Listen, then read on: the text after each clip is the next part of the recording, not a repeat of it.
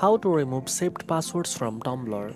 First of all, open the browser app on your phone where your Tumblr password is saved, like Chrome, Edge, or any other browser you use.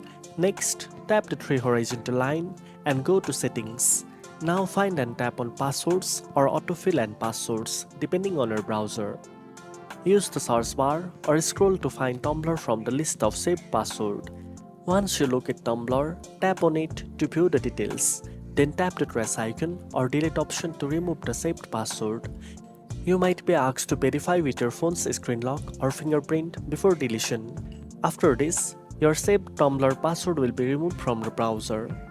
If you don't want your phone to save passwords again in the future, you can also turn off saved passwords in the same settings. Now you know how to remove saved password for Tumblr. If you found this video helpful, don't forget to like, share and subscribe for more tech tips. Thanks for watching and I'll see you in the next one.